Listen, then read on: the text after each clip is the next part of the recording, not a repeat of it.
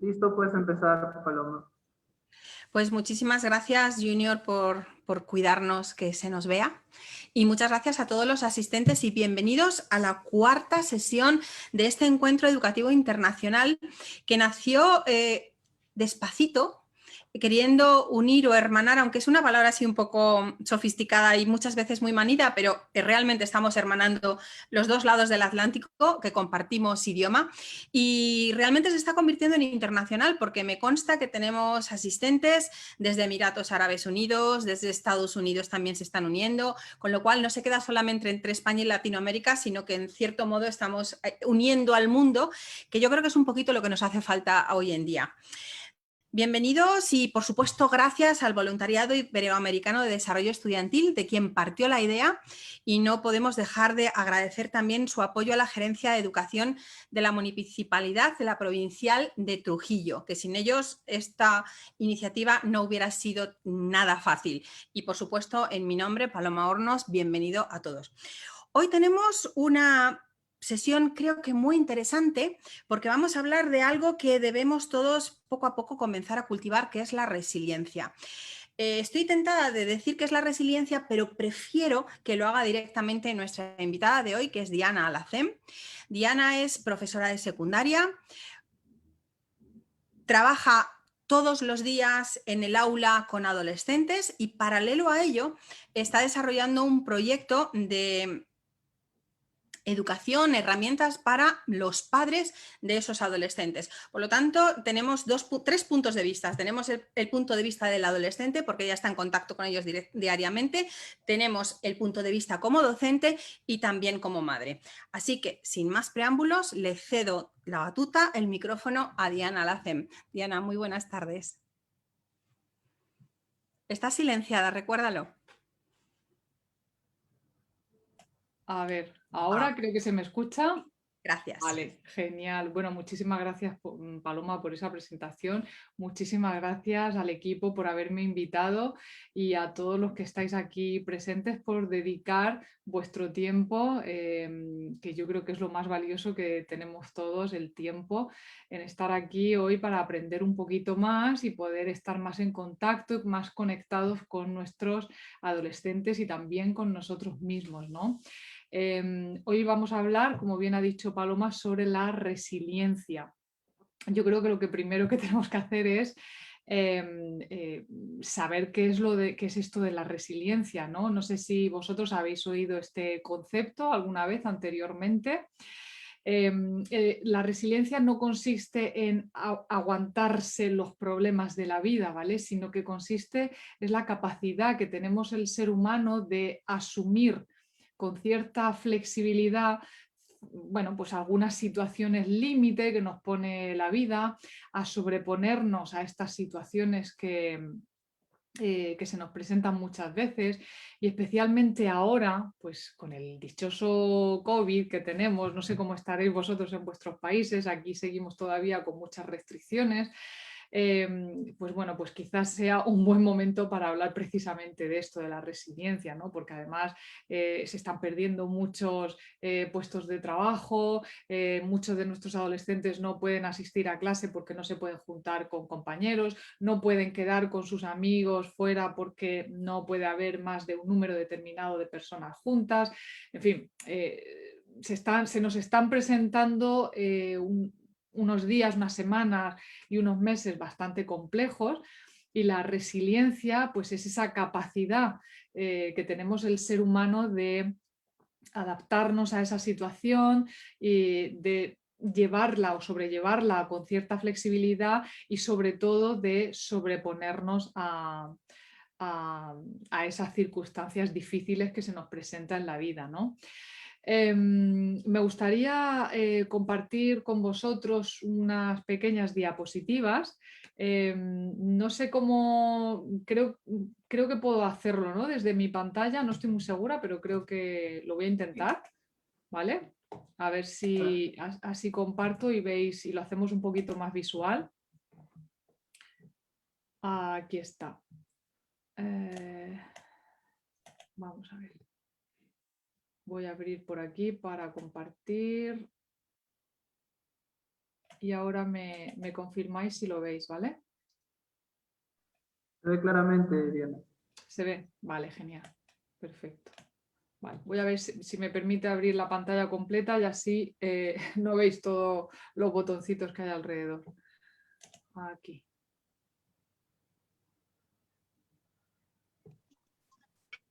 Vale. Bueno, pues una vez que sabemos ya qué es esto de la resiliencia, vamos a aprender de alguna manera cómo podemos conseguir que nuestros hijos desarrollen esta capacidad, ¿vale?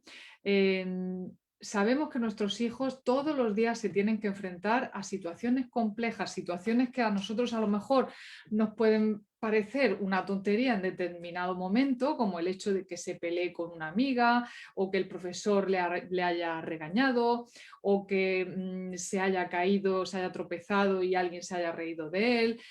Son circunstancias que para ellos tienen la importancia que tienen reflejada en la edad que ellos tienen y que a lo mejor para nosotros no tiene ninguna, pero para ellos sí la tienen. Entonces, ¿cómo podemos nosotros hacer que nuestros hijos desarrollen esta habilidad de la resiliencia? Pues lo primero es crear un ambiente de seguridad dentro del hogar. Como ya digo, se van a enfrentar a un montón de situaciones difíciles en el día a día fuera de casa, con los compañeros, con los profesores, bueno, cuando son adolescentes, pues que si la novia no quiere salir con él y lo deja, o el novio y lo abandona, o que ha tenido que ha suspendido un examen y tiene que presentarse a la recuperación, o que ha repetido curso, o que le han cambiado de clase y está en un aula que no quiere. Cualquiera de estas situaciones que para ellos, como digo, son complejas y son difíciles, ya que tienen que enfrentarse a este tipo de situaciones fuera de casa, nosotros como padres podemos crear un ambiente de seguridad dentro de nuestra casa. Es decir, que cuando ellos vuelvan de vivir esas complejidades que hay fuera de casa, encuentren un refugio cuando estén con nosotros, ¿vale?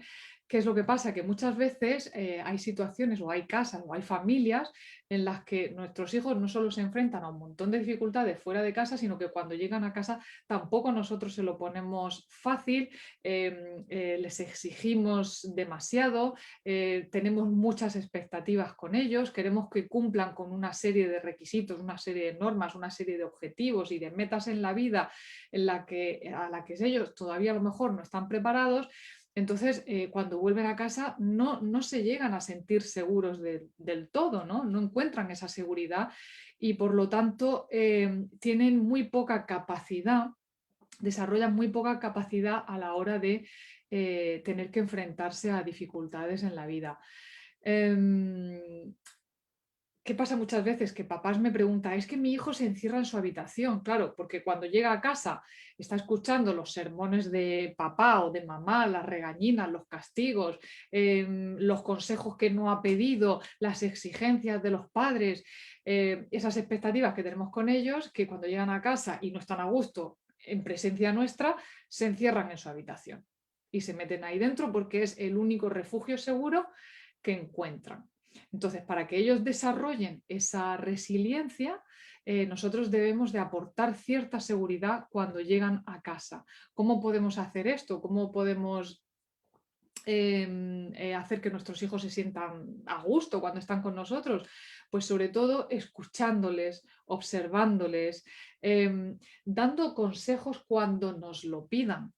A nadie le gusta recibir consejos cuando ni siquiera los ha pedido, porque parece que es que la otra persona sabe más que tú y entonces el mensaje que a ti te llega es que yo soy tonto y esta persona sabe más que yo y yo soy muy tonto y no sé resolver mis propios problemas, ¿no? Entonces, no queramos siempre resolver los problemas de todo el mundo cuando ni siquiera nos han pedido que se los resolvamos, ¿no? Y de hecho, las mamás, los papás tenemos mucha tendencia a querer resolver los problemas de nuestros hijos a toda costa, porque como no queremos que sufran, pues se los resolvemos sin permitirles a ellos desarrollar esas capacidades de gestionar ciertas emociones que son menos agradables, ¿no? Pues como es la tristeza, el miedo, el enfado. Parece que las madres nos sentimos incómodas cuando vemos que nuestros hijos están enfadados o cuando están tristes. Es como que no podemos soportarlo y entonces enseguida vamos de salvadoras y queremos quitarle la tristeza cuanto antes y queremos ayudarles en todo y queremos gestionárselo todo para que estén siempre felices. El ser humano no puede estar 24/7 feliz. El ser humano tiene que desarrollar habilidades para gestionar todas las emociones que tenemos. Y de esto Paloma seguro que os ha comentado ya en algún momento, ¿no? Que ya sabe mucho de inteligencia emocional. Entonces tenemos que permitir a nuestros hijos tener la oportunidad de gestionar estas emociones que son un poquito menos agradables, pero que tienen que aprender a gestionarlas, porque si no, cuando sean adultos, cómo las van a manejar? No van a saber. Van a buscar en el exterior medios para sentirse bien, como por ejemplo pues la comida, el tabaco, el alcohol, las drogas, el estar todo el día con los videojuegos que parecen zombies para no pensar, o estar todo el día con la tele viendo series para no tener que enfrentarse a situaciones complicadas. ¿Vale? Entonces, ya desde pequeñitos debemos permitir que nuestros hijos lloren cuando necesiten llorar, se encierren en su habitación cuando necesiten estar a solas,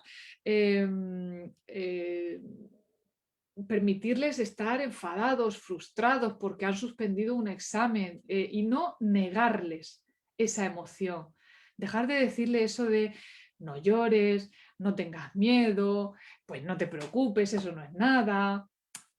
Hay que darle la importancia que tiene realmente y entenderles que tienen que pasar por eso. Entiendo que estés triste, entiendo que estés enfadado, entiendo que puedas tenerle miedo a esto.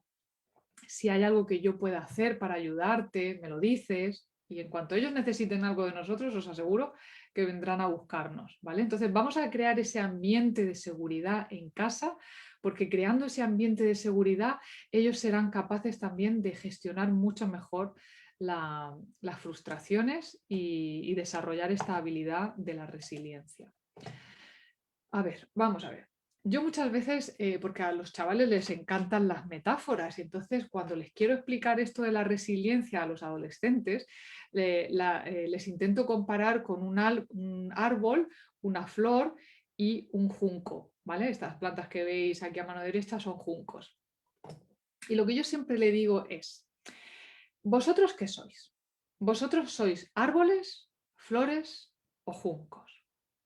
¿Qué es lo que le pasa a un árbol? Un árbol fuerte, robusto, no tiene miedo a nada, es potente, ¿verdad? Es macizo.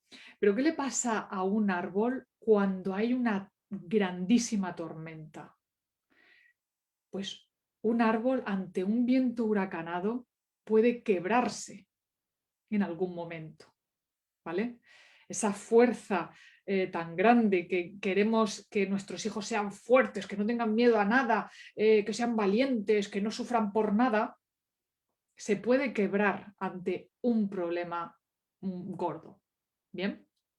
¿Qué pasa si somos flores? Si nos comparamos con flores delicadas, sensibles, ¿qué les pasa a las flores cuando hay una fuerte tormenta?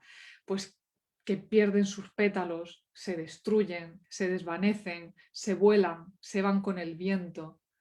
No queda nada de ellas. Cuando la tormenta ha pasado es que no queda ya nada de ellas. Bien.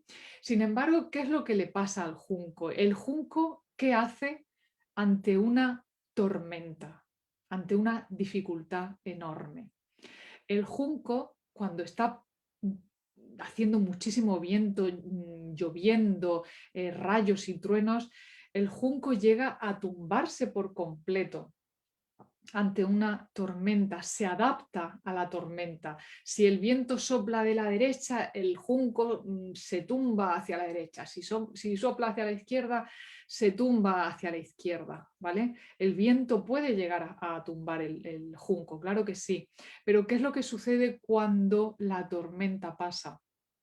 Porque todas las tormentas pasan.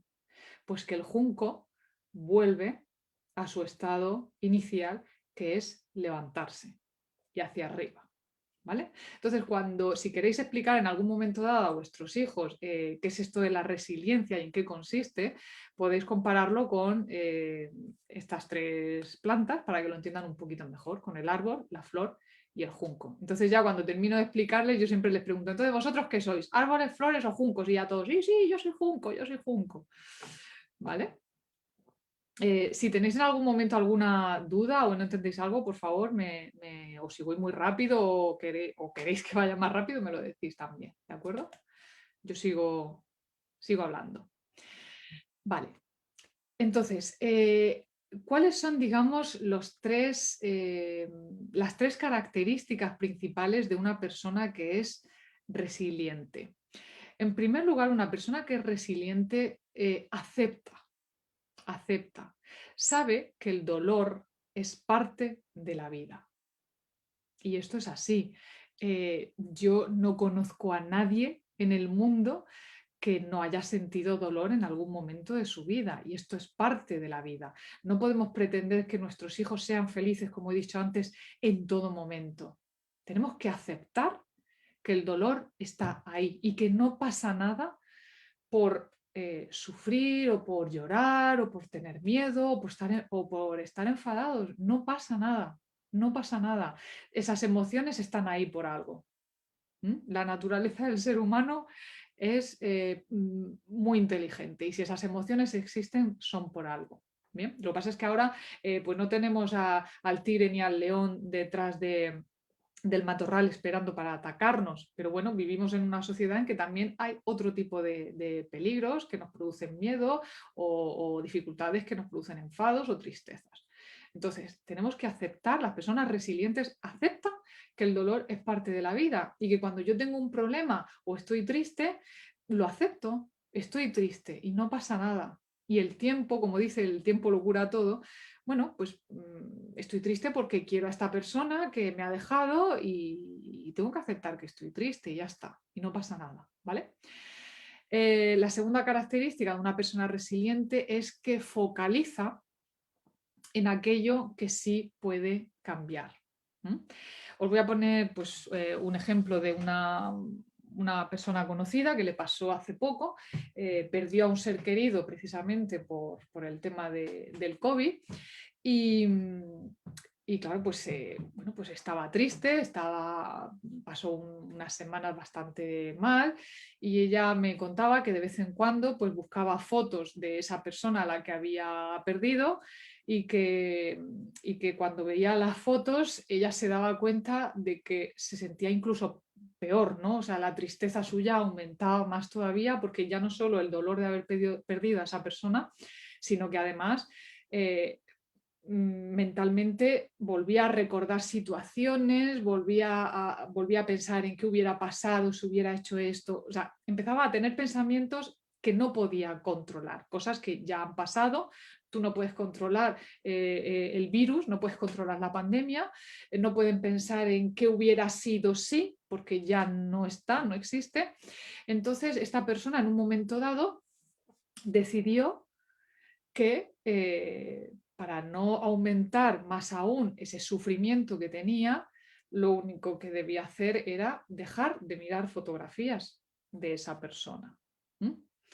Entonces, en lugar, como digo, en lugar de focalizar en aquello que ya no podía cambiar, porque no podía, como digo, cambiar la pandemia, no podía cambiar la situación, no podía cambiar el momento en el que esa persona se contagió con el virus, se focalizó en aquello que podía hacer desde aquí y desde ahora y desde mis posibilidades para cambiar un poquito mi estado de ánimo. Pues bueno, pues decidió dejar de mirar las fotos de esta persona, ¿vale? Entonces focalizamos en aquello que sí podemos cambiar.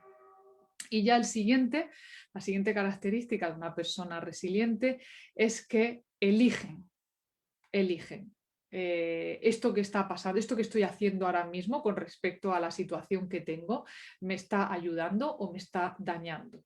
El mismo ejemplo, si queréis, el de la fotografía, el estar todo el día viendo fotografías de esta persona que ya no está aquí, ¿me está ayudando o me está dañando más aún?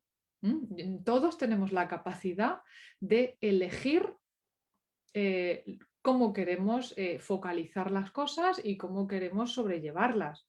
Hay personas, por ejemplo, que ir al cementerio a ver a una persona que ha perdido, pues le hace estar en paz consigo misma, mantener una conversación mental con la persona que se ha marchado, le hace sentir en paz consigo misma, pues elige mantener ese tipo de conversaciones. Hay personas que viendo fotografías notan que la congoja aumenta mucho más y deciden que eso les está dañando y dejan de hacerlo. ¿Vale? Entonces estas son las 3 principales características de las personas que son resilientes. Aceptan que el dolor existe, las situaciones complejas existen, focalizan en aquello que sí pueden cambiar desde sus posibilidades y eligen qué cosas les ayudan y qué cosas pues, les está haciendo daño y no quieren seguir poniendo en práctica. Bien, esta es otra de las metáforas que yo suelo contarle a los adolescentes y con la que bueno, nos tomamos las cositas un poquito con humor, nos reímos y entienden también un poquito mejor qué es esto de la resiliencia. La fotografía que tenéis a mano izquierda, que parece tierra, es abono, ¿vale? Es abono, es caca de vaca, ¿vale? Entonces, yo les explico a ellos también muchas veces que hablando mal y pronto, a veces sentimos que estamos cubiertos de mierda, básicamente, ¿vale? O sea, estamos cubiertos de lo peor porque todo lo que nos está pasando es horrible y mi profesor me regaña, encima mi compañero ya no quiere hablar conmigo, encima ha suspendido el examen, mi madre ahora me está, no me deja coger las pantallas, mi padre me ha quitado el móvil, es decir, tengo toda la caca de vaca encima mía ahora mismo. La tengo toda encima. O sea, es que la vida es una mierda, ¿vale? Pero, ¿qué sucede muchas veces con esa caca de vaca? Nosotros, como hemos dicho antes, las personas resilientes tienen la capacidad de elegir si esa caca, ese abono, le perjudica, le daña o le beneficia de alguna manera, ¿no? Bueno, si nos tomamos la caca de vaca como pura caca que huele mal, excremento y esto es una porquería que da asco, estoy eligiendo que me daña.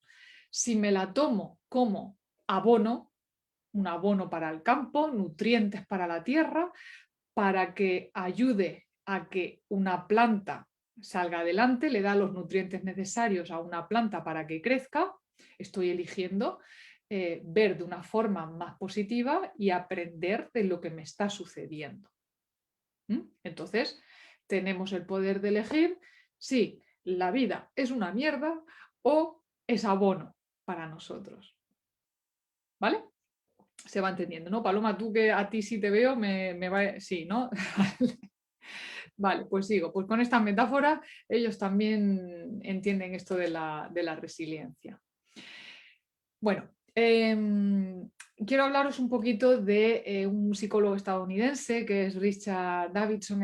Él es experto en resiliencia y él dice que las personas que son capaces de soportar mejor la frustración, las dificultades de la vida, que tienen una mejor conexión entre la amígdala y la corteza prefrontal. No sé si Paloma os habrá hablado ya del cerebro, ¿no, Paloma? No, vale. Vale, bueno, pues el cerebro del ser humano se divide, digamos, en 3 partes principales. El cerebro reptiliano, que es digamos, el cerebro de la supervivencia, el que nos pone en alerta cuando hay un peligro. El cerebro, la parte límbica, el sistema límbico, que es el cerebro emocional, que es donde se encuentra la amígdala, donde sentimos todas esas emociones, donde nos llegan todas las señales de las emociones cuando estamos enfadados, tristes, alegres, contentos, sorprendidos. De hecho, no sé si habéis visto la película esta de Upside Down de Pixel, que explica muy bien todo esto del cerebro emocional. Ahí es donde está la amígdala y luego está la corteza prefrontal, que es esta parte de aquí adelante, que es bueno, pues la que desarrollamos con los años a la hora de tomar decisiones, resolver problemas, bajar la intensidad de las emociones, ¿vale? Es la parte con la que razonamos. Entonces él dice, Richard Davidson, que las personas que son resilientes tienen una mejor conexión entre la parte emocional y la parte racional. ¿De qué nos va a servir esto? Bueno, pues nos va a servir para no tener esas boom, explosiones emocionales en las que nos ponemos a gritar, nos ponemos a dar portazos,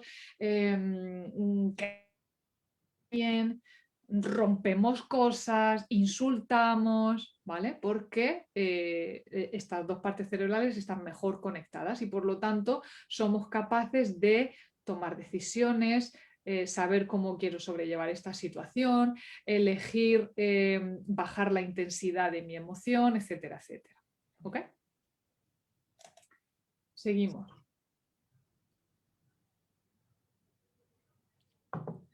Vale.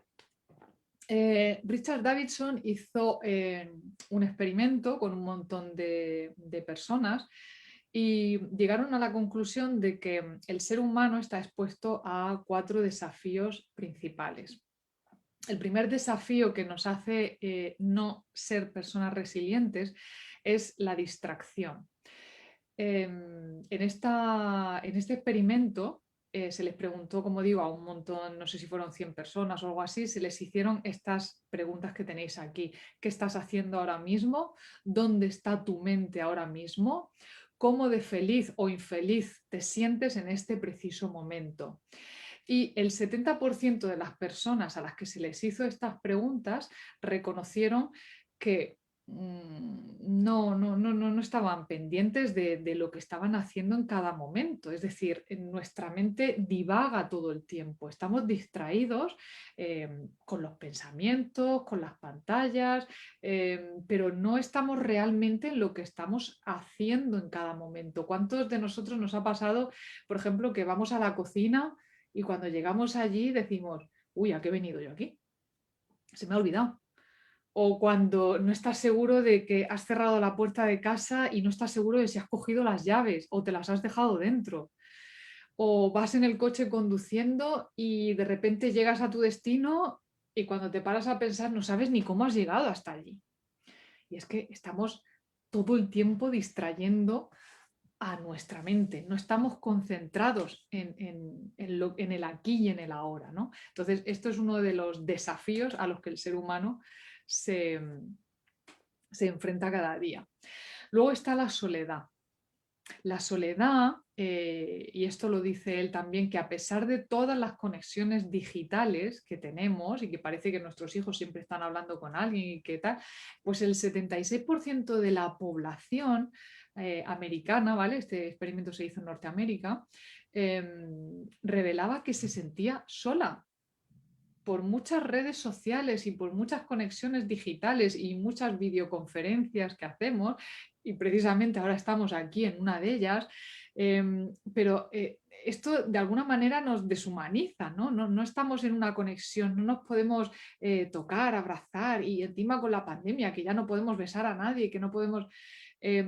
pues imaginad, ahora más todavía, ¿no? Este es otro de los grandes desafíos a los que el ser humano se está enfrentando y es la soledad. Y nuestros hijos, aunque no lo parezcan, también se sienten solos muchas veces. ¿En qué sentido? En que no se sienten comprendidos. Nuestros hijos muchas veces no se sienten comprendidos por sus padres y eso les hace sentir soledad.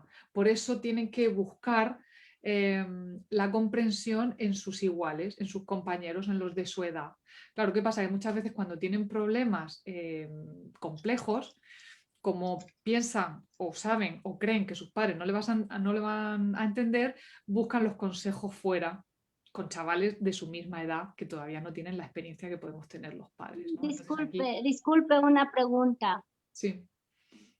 A ver, con respecto a este tema de los niños que deben ellos decir lo que sienten, pero cuando el niño es un poco cerrado para hablar, aun cuando los padres tratan de buscar los mecanismos para llegar a él y lograr que el niño trate desprenderse, porque bien sabemos que los niños, así como los adultos, pasan situaciones propias de su edad, ¿verdad? Y más aún cuando están en la etapa de la adolescencia, pues ya es una etapa de grandes cambios. Entonces, ¿qué estrategias puede uno utilizar para lograr mejorar esa situación y valga la redundancia, lograr en el niño que pueda contarnos las cosas que pueden estar pasando en él? Porque, Vale.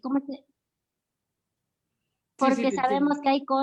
que hay cosas que se aprenden o también cosas que pues se llevan en los genes, ¿no? Porque a veces normalmente algunos padres dicen, no, ha salido, o los antepasados decían, no ha salido su papá que poco habla. Su papá no es muy expresivo, no es muy loro y se avergüenza también al saludar a la gente. Entonces a veces las personas dicen eso, pero por eso me gustaría saber qué tanto hay de porcentaje de que se aprende o se adquiere o se nació con eso, pues, porque hay cosas que nacemos puesto que llevamos en los genes, ¿no? Ujú. Vale, bueno, mi primera recomendación es que no tengamos nunca expectativas con nuestros hijos. No esperemos que sean como queremos que sean. Eso es lo primero, no tener expectativas con ellos. Lo segundo es que debemos de naturalizar la adolescencia. Los adolescentes están pasando por una fase de reafirmación de la identidad. Es decir, ellos llevan muchos años durante su infancia dependiendo de papá y mamá, viviendo bajo el paraguas y la protección de papá y mamá. Cuando llegan a la adolescencia están pasando por una fase en la que empiezan a crear su propia identidad, empiezan a interiorizar que ellos son personas independientes a papá y a mamá y entonces necesitan mucho espacio, necesitan estar solos en muchas ocasiones. Para reflexionar realmente en quiénes son, en qué es lo que quieren, en cómo sienten, en qué les está pasando. Muchas veces sienten vergüenza de contarlo a los padres también. Pero luego hay otra cosa que también debemos tener en cuenta y es que muchas veces cuando queremos dirigirnos a nuestros hijos tenemos una conversación con ellos unidireccional. Es decir, les bombardeamos con preguntas todo el tiempo. ¿Y cómo te ha ido en clase? ¿Y qué tal con tus amigos? ¿Y qué has hecho hoy? ¿Y qué? Pum, pum, pum, pum, pum. Es decir, la conversación va en una sola dirección. Como un Yo disco rayado. pregunto y tú respondes. La conversación tiene que ser siempre bidireccional, es decir, vamos a empezar nosotros por contarles a nuestros hijos, oye, pues mira lo que me ha pasado hoy en el trabajo, mira qué situación he tenido. O mira lo que me pasó cuando yo tenía tu edad y tuve una situación parecida a esto, pues no sé, contarles cosas vuestras también para que ellos vean que vosotros también os estáis abriendo a ellos. Y de esta forma se crea una conversación bidireccional donde ambos hablantes comparten lo mismo y no que solamente uno pregunta y el otro responde, porque eso no les gusta para nada. Nadie quiere, es como si nos estuvieran haciendo un interrogatorio a nosotros que somos adultos. Si viene un compañero y solo nos hace preguntas a nosotros y nos hace preguntas y nos hace preguntas, pero él no cuenta nada de su vida, pues llega un momento que dices, oye, mira, ya no te quiero contar nada más, porque es que tú no me cuentas nada de ti, pero yo sí, o sea, parece que me estás haciendo aquí un interrogatorio, ¿no? Pues ellos tienen la misma sensación cuando nosotros nos empeñamos en sacarles las respuestas con un sacacorchos. Primero tenemos que empezar nosotros a compartir cosas nuestras con ellos también y a mostrarnos vulnerables y que sepan que también tenemos problemas en el trabajo, que también nos hemos enfadado con nuestra pareja, que también hemos tenido una discusión con una amiga o con un familiar, que vean que nosotros también somos vulnerables, porque claro, si a mí me hace las preguntas una persona que es mayor que yo, que es adulta, que nunca se equivoca, que siempre tiene la razón en todo y yo soy aquí el pardillo que responde, pues me da vergüenza, no quiero hablar de nada mío. Entonces es normal, ¿vale? Esto. Claro, pues será que por la sociedad en la que vivimos o por la forma como nos han criado, creemos de que los hijos o nosotros como padres adultos, por estar en otro nivel, no podemos tener esa forma de acercarnos a los hijos, de contarle lo que acaba de mencionar, pero de verdad que disipó algo de las dudas que tenía y aclaró Sí. algo y me va a servir a mí de mucho, lo cual yo pondré en práctica, no solamente en lo personal, sino también en lo laboral. Porque también está tocando un tema muy importante acerca de la resiliencia. Sabemos que es la capacidad que la persona tiene para superar circunstancias traumáticas que hemos pasado, como la muerte de un ser querido. Por ejemplo, a ver, en mi caso, yo he perdido un hijo a los 20 años, hace poco, pero hace menos de un año también mi relación sentimental se terminó. Porque yo aún sigo llorando la muerte de mi hijo, pero sin embargo la separación, el alejamiento de mi relación sentimental, bueno, es un proceso que uno vive de duelo, ¿no? Entonces, a este tiempo ya ha pasado un año, yo ya en un porcentaje mayor lo he superado, pero la muerte de mi hijo aún no lo he superado. Claro. Siento que he aprendido a vivir con ese dolor, pero ¿será por qué? Porque es el rasgos, perdón, por lo que ha sido mi hijo y porque otra persona prácticamente ahora es una persona, alguien particular a mí, ¿verdad? O sea, no entiendo esa parte. Claro. Esther, esto- disculpe, muchísimas gracias por trasladarnos precisamente esa consulta que enlaza directamente con el segundo desafío que ahora mismo Diana estaba exponiendo. Exactamente, sí. Yo te invitaría, Esther, a que aguardaras hasta el final de la presentación y hablo para Esther y hablo para todos los invitados, cualquier consulta, si la dejan en el chat, yo me encargaré de luego de trasladársela a Diana, principalmente porque sé que muchos de esos puntos que se están planteando lo va a abordar ella en la presentación y va todo como mucho más conexo. Así que, ok, siento interrumpir. No, por favor, gracias. enriquece siempre. Muchas gracias. Ok, vale, pues bueno, ya por terminar con este tema del que estamos hablando, lo que está poniendo Esther se llama adultismo, ¿vale? Y el adultismo es poner la experiencia de los adultos automáticamente más valiosa que la de cualquier persona de menor edad, ¿vale? En lugar de tener en cuenta sus razones o sus motivos, ¿eh? Esto se llama adultismo y es que ponemos la experiencia de los adultos de forma automática como que es más valiosa que la experiencia juvenil. Venga, pues seguimos entonces. Vamos ahora con el tercer desafío al que todo ser humano se enfrenta y es que hay un autodiálogo negativo constante. En lugar de hablarnos de ser agradecidos con la vida, con lo que tenemos, con las circunstancias que nos rodean, con saber valorar lo que la vida nos ha dado, tenemos un autodiálogo negativo todo el tiempo. ¿Qué es lo que produce esto del autodiálogo negativo? Pues que hay un 33% de incremento de la depresión, sobre todo en mujeres, y un aumento de casos de suicidio desde el año 2000. Y esto, claro, es preocupante porque, como ya digo, esto viene sobre todo de ese autodiálogo que tenemos negativo constantemente. Así que mucho cuidado también con esto, con estar sobre todo con esas exigencias y expectativas. Vuelvo a reiterarme en lo mismo porque es que es una de las causas por las que producimos mayor desmotivación en nuestros adolescentes, ¿vale? Y luego el cuarto desafío es la pérdida de sentido y de propósito en la vida. No tenemos, la mayoría de las personas no tienen un propósito en su vida, no encuentra sentido a nada de lo que están haciendo. No saben, es como que, bueno, pues estoy viendo aquí los días pasar y no hago nada porque nada se me da bien, me han catalogado ya como que soy un inútil, que no valgo para nada y pierden todo el sentido de la vida y no encuentran cuál es su propósito, ¿vale? Esto está demostrado también que anticipa el fallecimiento de una persona en una media de 5 años. No tener un propósito en nuestra vida puede hacer que fallezcamos 5 años antes de lo esperado. De hecho, bueno, pues en los campos de concentración durante el movimiento nazi, durante la Segunda Guerra Mundial, las personas que sobrevivieron a esos campos de concentración, se demostró después en un estudio que eran personas que tenían un propósito de vida, una ilusión en su vida y que agradecían cualquier pequeño detalle, cualquier pequeño premio o consuelo que tenían a lo largo de esos difíciles, muy difíciles días por los que pasaron.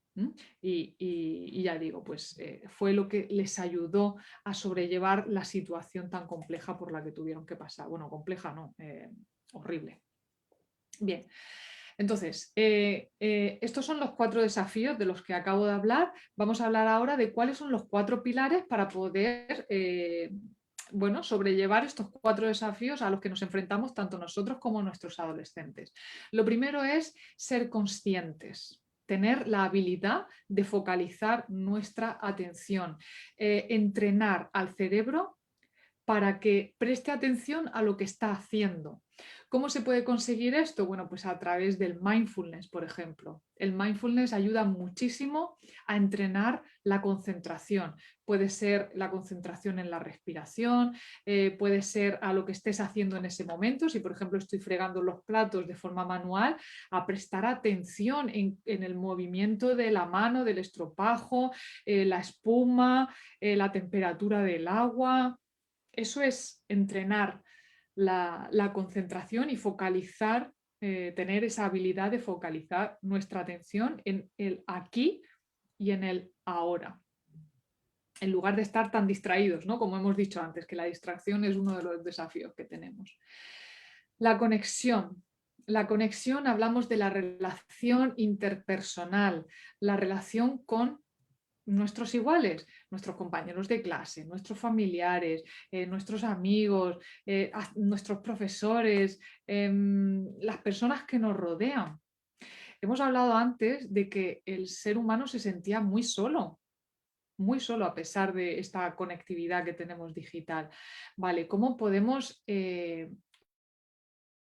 con otras personas? Pues a través de la amabilidad, de ser amables con nosotros y con las personas que nos rodean, de tener compasión, de ser compasivos, no siempre ir con las uñas ahí por si me atacan. Vamos a ser compasivos con lo que sentimos, con lo que sienten nuestros hijos, por muy absurdo que nos pueda parecer. Vamos a cooperar entre todos, a ayudarnos unos a otros, como lo que estamos haciendo aquí ahora mismo, cooperando unos con otros, compartiendo ideas, conocimientos, herramientas. Esto nos va a ayudar muchísimo a sentirnos conectados con el mundo, con otras personas. Y por supuesto a ser asertivos también. Es decir, no tengo que decir a todo que sí. Habrá momentos en mi vida en los que a una persona me propone algo y le tengo que decir que no. Y yo tengo que saber cómo decir que no también a aquellas cosas que no quiero hacer. Puedo decirlas de una forma amable, respetuosa y no pasa nada por decir no. ¿Bien? Ya, si la otra persona no lo quiere entender, pues ya el problema lo tiene la otra persona. Bien. La perspectiva, otro de los pilares. La perspectiva es la capacidad de ver lo negativo por lo que es, ¿vale? Que es una secuencia de factores y acontecimientos. El otro día, por ejemplo, en clase tenía a una alumna que estaba tremendamente agobiada porque alguien le había cogido el bolígrafo y ahora no tenía un bolígrafo para escribir. No podéis imaginar el agobio que tenía la chica. O sea, era tremendo, es que le estaba dando hasta taquicardias. Entonces, cuando tú desde fuera lo estás viendo, desde fuera lo que piensas es, vamos a ver, que solo es un boli. ¿Cómo permites que tu cuerpo perciba la pérdida de un bolígrafo como un peligro tan grande que hasta te están dando taquicardias, te está dando ansiedad? La chiquilla se empezó a agobiar y a respirar fuerte. ¿no? Los que estamos desde fuera decimos, pero si solo es un boli, no pasa nada, pídele un boli a otra persona que seguro que te lo dejan. Pues ella no, ella estaba tan metida en el que alguien con muy mala idea me ha quitado mi boli, me están atacando, están amenazando mi integridad, es decir, se metió en una maraña de pensamientos negativos que le hizo reaccionar su cuerpo de la forma que os estoy explicando, ¿no? Entonces, vamos a coger perspectiva ante aquello que nos está pasando. Vamos a ver, ¿qué es lo que ha pasado? Que mi hijo ha suspendido las matemáticas. Bueno, vamos a coger perspectiva. ¿Qué es lo peor que puede pasar porque ha suspendido matemáticas? ¿Que se tiene que quedar este verano estudiando? Pues ya está.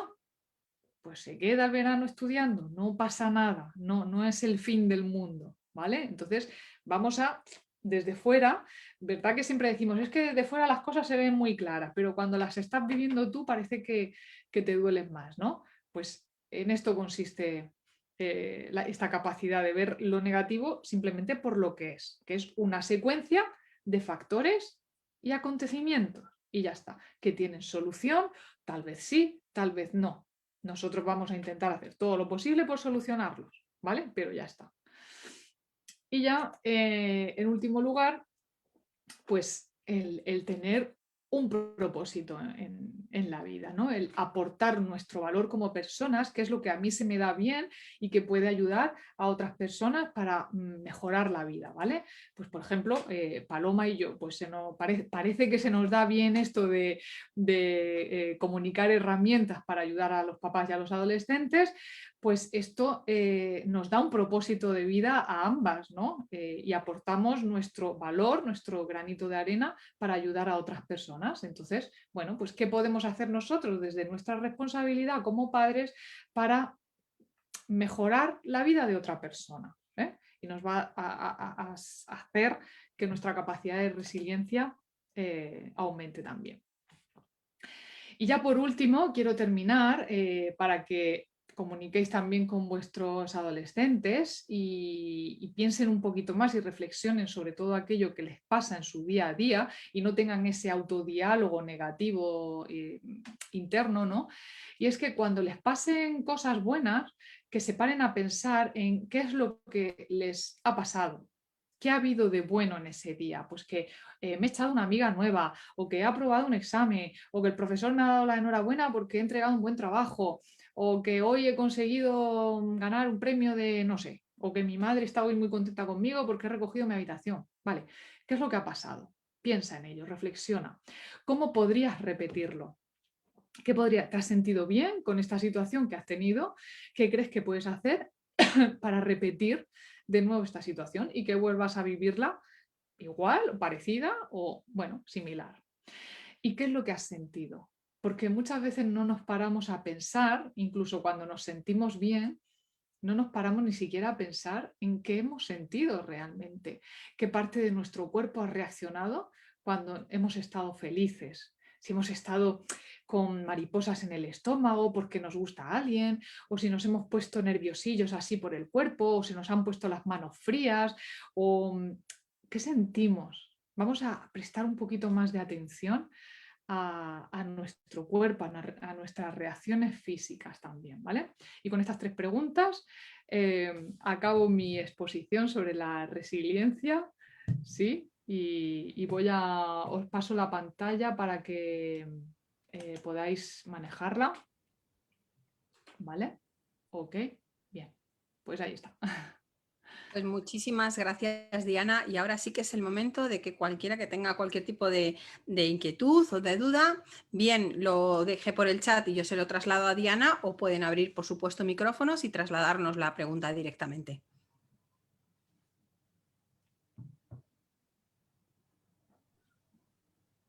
Tenemos un mensaje de Manuelita que nos dice que somos Junco.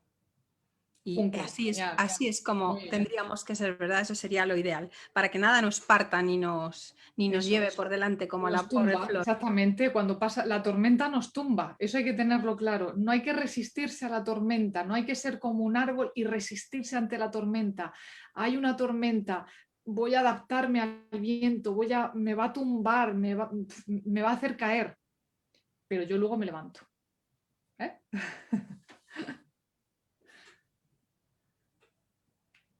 Pues es el momento de si alguien quiere hacer alguna aportación o dejarnos una pregunta.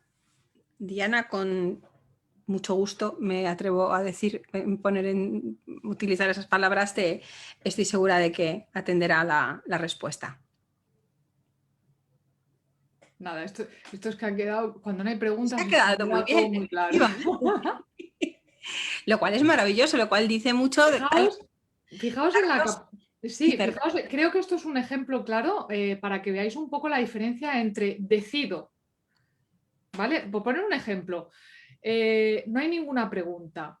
Habrá personas que digan, hoy no hay ninguna pregunta, nadie me quiere preguntar nada, es que no les ha gustado mi exposición. Hay personas que eligen pensar de esta manera. ¿Yo cuál elijo? Elijo que todo ha quedado tan claro Que no que hace no es falta. necesario hacer preguntas.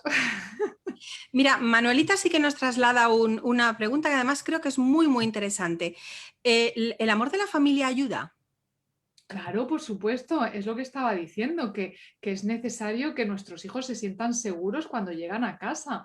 Lo que sí me gustaría diferenciar es entre el amor y la dependencia, ¿vale? Son dos cosas muy distintas.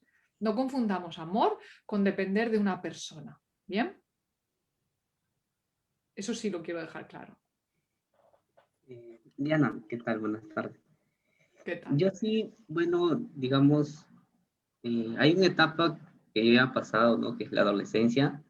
Y bueno, siento que ya estoy en la juventud adulta, ¿no? Entonces, ahí como que hay cierta más preocupación, ¿no? Porque ya estás prácticamente libre de los papás, ya no tienes ese soporte que siempre, o sea, no es que tus papás te abandonen, pero ya sientes que tienes más responsabilidad por ti mismo. En ese caso, creo que se aprende bastante y podríamos aplicar este concepto, ¿no? Porque en esa etapa es donde mayormente más cometes errores, ¿no? ¿Qué podríamos hacer para, digamos, ahí ir alineándote a un propósito de vida, ¿no? Bueno, lo primero es cambiar el chip y empezar a pensar que cometer un error no es algo malo. Cometer un error, volvemos a elegir, ¿elijo que cometer un error es algo malo o elijo que cometer un error es algo bueno porque me está enseñando? ¿Mm? Entonces, los errores no son malos, los errores nos enseñan. Un niño pequeño que empieza a caminar, ¿cómo acaba caminando? A base de caerse. Un niño se tiene que caer muchas veces hasta que empieza a andar. Y un adolescente tiene que cometer muchos errores hasta que aprende de ellos y empieza a hacerse responsable. Entonces, yo siempre lo digo, permitamos a nuestros hijos todos los errores posibles, por supuesto, aquellos que entrañen un peligro físico sobre su salud, tenemos que actuar, claro que sí, pero mientras su salud esté bien, es decir, porque mi hijo haya suspendido matemáticas, ¿su salud corre peligro? ¿Está en peligro de muerte mi hijo por suspender matemáticas? No. Pues entonces voy a permitirle que aprenda del error que ha cometido por no querer estudiar matemáticas. Las consecuencias van a ser naturales porque va a tener que estudiar en verano para aprobar la asignatura, o si ha suspendido más de una va a tener que repetir curso y va a ver cómo sus compañeros pasan de curso y él se tiene que quedar con los pequeños que vienen. Es decir, estos son consecuencias naturales. Tenemos que permitir a nuestros hijos que cometan errores y no ver a los errores como algo negativo. Ellos aprenden. El ser humano aprende de los errores. No aprendemos de lo que nos cuentan, aprendemos de lo que experimentamos. Yo te quería hacer una consulta. La resiliencia, que es esa capacidad de ser un junco y volvernos a levantar cuando la tormenta ha pasado, ¿tiene alguna relación con la autoestima? Claro, claro. Y sobre todo para que nuestra autoestima esté sana, de nuevo, es necesario sentirnos seguros en casa. Es necesario, y además, fíjate, te voy a poner un ejemplo de otro experimento también que se llevó a cabo por Carol Dweck en Estados Unidos también, en el que cogieron, es muy bueno lo del refuerzo positivo, ¿vale? Para aumentar la autoestima de nuestros adolescentes, pero cuidado con el refuerzo positivo. Porque en este experimento se demostró, se hizo un examen de matemáticas a una serie de adolescentes y pues todos sacaron notas entre 7, 8, 9, ¿vale? Aquí en España las notas van desde 0 a 10, ¿bien? Pues las notas fueron 7, 8, 9, o sea, pues notas bastante buenas. Entonces, dividieron a estos adolescentes en dos grupos. Al primer grupo les dijeron, mira la nota que has sacado, eres muy bueno en matemáticas, tienes mucho talento para las matemáticas y eres muy inteligente, ¿bien? Y al segundo grupo se les dijo, wow, vemos que has tenido una buena técnica de concentración, que has estudiado, que te has esforzado y que has hecho todo lo posible por resolver estos problemas. Es decir, el primer grupo se centró en etiquetar a los adolescentes como inteligentes y el segundo se centró en etiquetar el proceso que habían llevado a cabo para conseguir esa nota. Volvieron a realizarle una segunda prueba más complicada a los dos grupos y todos bajaron el nivel. Todos bajaron el nivel. La diferencia entre uno y otro es que el primero al que se les etiquetó de inteligentes sintieron vergüenza. Sintieron vergüenza porque había una expectativa sobre ellos y es que se suponía que eran personas inteligentes con un gran talento para las matemáticas. Y cuando veían que no cumplían esas expectativas, mintieron a sus padres con las notas, porque les daba vergüenza reconocer que no eran lo inteligentes que se suponía que eran. El segundo grupo, a los que se les había hablado del proceso que habían seguido, ¿qué hicieron? Analizaron en qué habían fallado en esos exámenes. Se dieron cuenta de que quizás necesitaban estudiar un poco más para mejorar. Analizaron y reflexionaron sobre los errores que habían cometido. Con lo cual, cuando se les volvió a hacer una tercera prueba, a los catalogados de inteligentes, es que muchos ya no querían, se negaron a hacerla. Sin embargo, los otros aprendieron del proceso, aprendieron de sus errores y mejoraron sus notas. Entonces, cuando reforzamos a nuestros hijos, que esto es muy bueno para su autoestima, como has preguntado, Paloma, hagamos un refuerzo positivo en el proceso, no en la evaluación sobre nuestro hijo. ¡Uy, qué inteligente eres! ¡Uy, qué listo es mi niño! ¡Uy, qué ordenado es! ¡Uy, es que mi niño es muy bueno! No. Qué bien, qué capacidad de concentración, de esfuerzo, lo has hecho tú solo. Eso es lo que debemos reforzar en nuestros hijos, su capacidad de crecimiento. ¿Bien? Pues así ayudamos también a mejorar un poquito esa autoestima. Muchísimas gracias, Diana. Hoy es por hoy. Cerramos con motivación, cerramos con resiliencia, pero no es el último día que vamos a poder disfrutar de ti, porque mañana por la mañana, por la tarde nosotros en España, pero en Perú, bueno, por la mañana volvemos a tenerte. ¿De qué nos vas a hablar mañana? De motivación. Voy a hablaros del círculo de la motivación. Ahí tenemos el flyer en el cual, y ahora le cedo la palabra a mis compañeros de la parte técnica que van un poco a indicarnos cuáles son las próximas ponencias, cuáles son lo que está previsto y quiero agradecerte, Diana, el haber compartido con nosotros esa mirada tan fresca sobre la adolescencia y sobre todo sobre la resiliencia, tan importante para crear las bases para tener una adultez, aunque no sé si la palabra adultez es correcta, pero creo que nos entendemos todos, mucho más tranquila. Muchas gracias. Eso es. Pues muchas gracias a todos por vuestra atención y por, como he dicho antes, por vuestro tiempo, que es lo más preciado que tenemos. el valor más preciado que tenemos. Muchas gracias. Junior o Josué nos quiere decir unas palabras para cerrar, avisando un poco el cronograma de la semana que viene, de toda la semana, de todas las jornadas. Junior, Sí. por favor. Bueno, y a informarles de que den un vistazo a lo que se viene ya para el mes de mayo. Vamos a tener a Carmen Fernández con la subjetividad y las prioridades de la vida para la gestión emocional de los equipos y también las altas capacidades y conocimiento de tratamiento, inclusión y emocionalidad por Natividad Rodado. También tendremos la conferencia de dinamizar el aprendizaje de un entorno virtual con Lina Stern. Como ya se está viendo, va a ser todos los que son viernes, van a ser a las 3 de la tarde hora Perú y 10 p.m. hora España. Y los que son los días sábados, porque más adelante van a haber también otros sábados, va a ser los días, bueno, los sábados a las 10:30 de la mañana hora Perú y España 4:30.